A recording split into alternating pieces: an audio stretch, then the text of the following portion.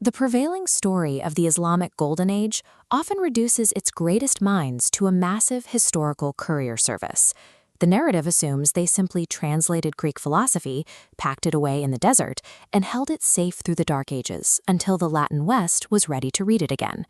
The undisputed gold standard they inherited was Aristotle's Organon. This sprawling collection of texts was the ultimate authority on classical logic, covering everything from basic definitions to the structures of poetic storytelling. But if you open a master textbook on logic from the 13th century Islamic world, you will find an anomaly. Half of Aristotle's foundational texts are gone. Entire pillars of the Greek system have been stripped away. The categories is missing. The topics, the rhetoric, and the poetics have all been excised from the curriculum. These omissions were not historical accidents. Manuscripts were not lost to fires or religious censorship. Arabic logicians deliberately dismantled Greek logic to construct a superior, highly formalized science in its place. The architect of this structural collapse was the 11th century polymath Ibn Sina, known in the West as Avicenna. He looked at the centuries of reverence for Greek texts and rebelled against the methodology of his peers. Earlier scholars like Al-Farabi were devoted to a project called the Lesser Harmony. This was an exhausting, centuries-old attempt to force contradictory Greek texts to agree with one another through layer upon layer of textual commentary. Avicenna rejected textual exegesis entirely. Guided by a method he called intuition, he argued that formal logic should be derived from first principles, not inherited authority. If an Aristotelian text contained an internal contradiction, Avicenna simply discarded the text. He demanded that logic function as a rigorous science with strict boundaries, rather than a loose collection of rhetorical tools and debating tactics. That single demand established a rigorous standard for what counted as logic, a standard that his successors would eventually use to disqualify half of Aristotle's original books. By the rules of Aristotelian philosophy, every true science must have a specific, distinct stretch of reality that it studies. Geometry studies spatial magnitude. Medicine studies the human body. To qualify as a science, logic had to identify its own unique domain. Earlier thinkers had proposed that logic was simply a universal grammar of language. Avicenna rejected this, arguing that the intellect can operate without language at all. Instead, Avicenna identified a highly specific domain for the logician. He declared that the subject matter of logic is secondary intelligibles. To understand what that means, we have to map his ontology. Imagine a physical object in the real world, like a horse. This is Tier 1, external reality. When you perceive it, your mind maps the reality of that object into a concept. This mental representation of a horse is Tier 2, a primary intelligible. But as the mind actively manipulates these concepts, they acquire new, structural properties that do not exist in the physical world. The concept of a horse can function as a subject in a sentence, or be classified as a genus. These structural properties are Tier 3. They are the secondary intelligibles. Avicenna restricted the entire science of logic exclusively to this third-tier architecture. A logician investigates only how these secondary mental states operate, independently of the physical objects they represent.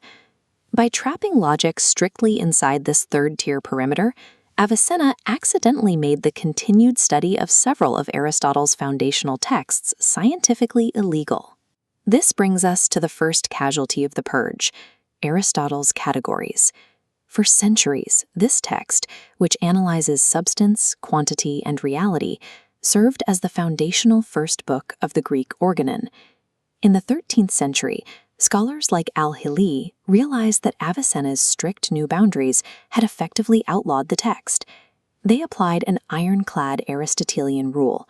A true science cannot probe the existence of its own foundational subject matter. It must blindly inherit that foundation from a higher science. If logic exclusively studies Tier 3, the secondary intelligibles, it must blindly assume the existence of the primary intelligibles in Tier 2. The secondary properties only exist because the primary concepts anchor them. The problem is that Aristotle's categories is explicitly designed to study and classify those Tier 2 primary intelligibles. Al-Hili pointed out the paradox.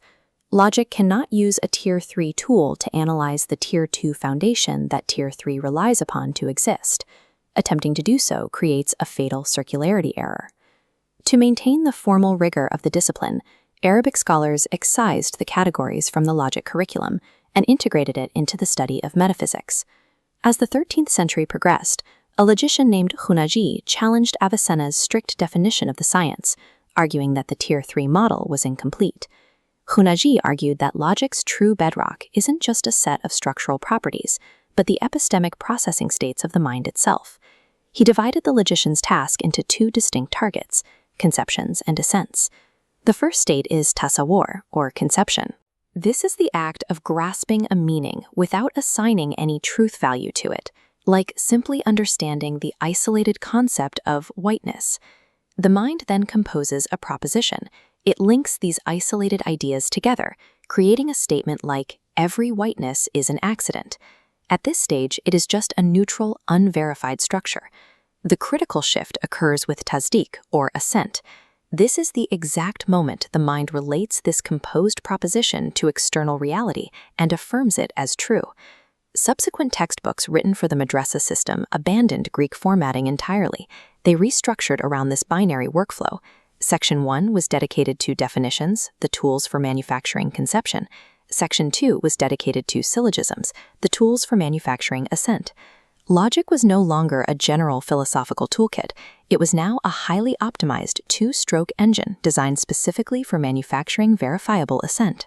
But if logic is a machine exclusively built for truth-apt assent, what happens to the remaining sections of Aristotle's Organon, specifically rhetoric, poetics, and dialectic? The answer lies in the context theory. The polymath Tusi analyzed this theory using a 5-part matrix, categorizing the matter of different syllogisms based on their ultimate epistemic goals. Tusi demonstrated that only one kind of discourse aims at absolute truth-apt assent.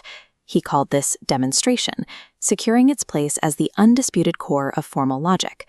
Rhetoric aims only at generating overwhelming conviction in a listener. Poetics aims at evoking images. Because neither discipline aims at objective truth, they fail this strict test. The Arabic logicians did not destroy these fields, they simply emancipated them. Rhetoric and poetics were spun off into standalone semantic sciences, purifying logic of all artistic and persuasive noise. This newly purified logic required an institutional home. It found one in the 13th century madrasas and astronomical observatories, where these abstract rules were actually taught and deployed. The sprawling Greek scrolls were completely replaced by sleek, mathematically adjacent manuals. Texts like Katabi Shamsiyya became the undisputed curriculum for generations of scholars.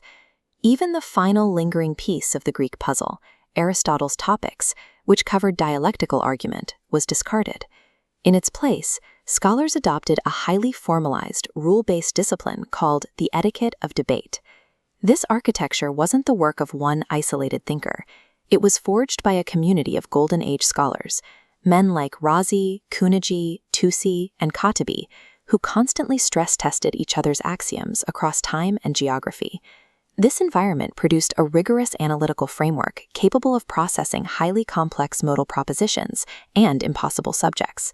It operated less like ancient philosophy and more like modern formal logic. Which brings us back to the myth of the passive Arabic translator. While it is true that Arabic scholars preserved Greek thought, their actual historical legacy was mutating it beyond recognition. They abandoned the dead-end project of textual harmonization.